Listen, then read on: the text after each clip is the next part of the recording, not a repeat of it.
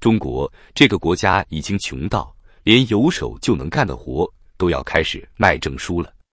12月11日，廣州宣布成立中國第一家現代棋手學院，不是段子，不是諷刺，是官宣，是剪彩，是紅底白字的全國首家。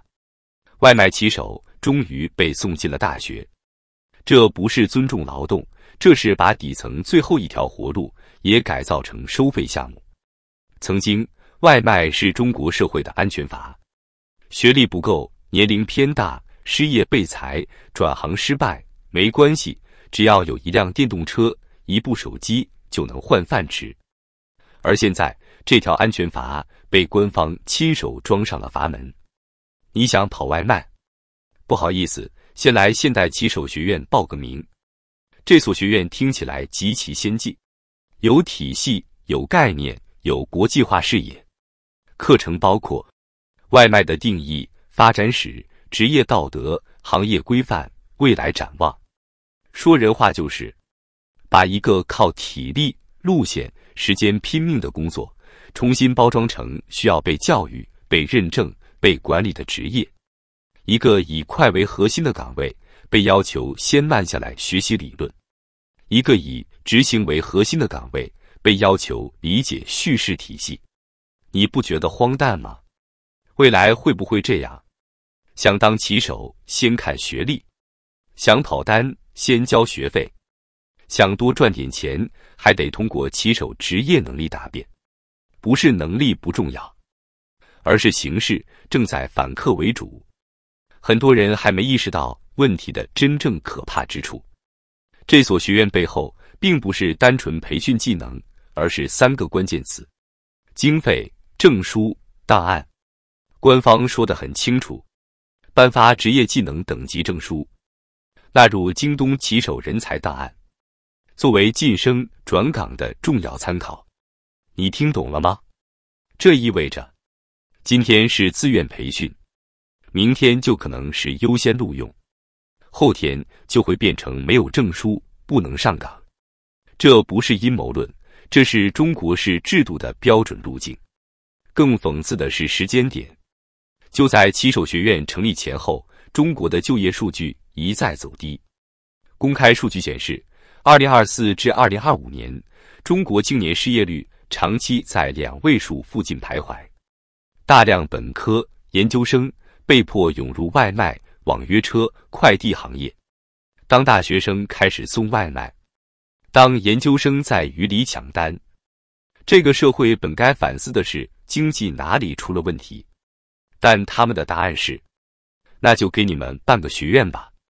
於是，荒唐的一幕出現了：一邊是研究生找不到工作，一邊是外賣要學歷加技能雙通道，一邊是棋手被強制社保、強制個稅，一邊是告訴你賺錢是次要的，主要是為了學知識。惡心嗎？你一個月拼命跑單賺幾千塊，平台抽成、郵費、維修、社保、個稅，一層一層往下刮，最後告訴你，別只盯着錢，要提升認知。網友的罵聲不是情緒，是本能。授課老師當過棋手嗎？是不是準備賣證？以後1年考2次，每次240，這是給廢物專家找飯吃，給牛馬套嚼子都不演了。說到底，大家怕的不是學習，而是被系統化的收割。當一個低門檻行業開始被人為抬高門檻，當活路被改造成賽道，當出路被包裝成產業，那就意味着，這不是為你服務，而是要從你身上再榨一層油。全世界獨一份，又一次遙遙領先。真正讓人脊背發涼的，不是棋手學院這4個字，而是它出現的時代位置。它不是在經濟上行期出現的，不是在就業繁榮期出現的，而是在失業率高企、消費塌陷、底層全面承壓的時候被端上台面的。這不是巧合，是信號。先看一組最冷的現實數据。過去2年，中國城鎮新增就業持續承壓，青年就業結構性失衡嚴重，高學歷、低技能崗位錯配成為常態，外賣、網約車、快遞成了吸納失業人口的最後蓄水池。這不是榮耀，是兜底。而現在，連這個兜底池都開始收費、分級、認證、建檔了。棋手學院說得很好聽，學歷加技能雙通道，幫助棋手成長，為未來轉崗鋪路。但你仔細想一想，一個本來靠體力換錢的崗位，為什麼突然需要3年學制？長學制3年，短學制1到2個月，聽起來選擇很多，實際上只有一個方向：制度化、長期化、依附化。棋手不再是自由接单的個體，而是被納入人才體系的準僱員。你跑的不只是單，你跑的是檔案、評級、標籤、信用記錄。這和過去有什麼不一樣？過去你是被平台算法壓榨，現在你是被制度加平台加證書3重綁定。你不交社保不行，你不交個稅，平台替你交。你沒有證書，那是你能力不足。2025年6月，國家稅務總局發布新規，明確由平台代扣代繳個稅。這一步看似規範，實質是把靈活就業徹底拉進剛性徵收體系。棋手們算過賬，跑得越狠，扣得越多，賺得不多，卻1分不能少。社保壓下來，個稅壓下來，現在證書和培訓可能也要壓下來。很多人還在自我安慰，學費不高，政府補貼，學校兜底。別天真了，中國過去20年的經驗已經反覆證明，任何先免費的制度，最後都會變成必須付費。駕照如此，資格證如此，繼續教育如此，職業等級如此。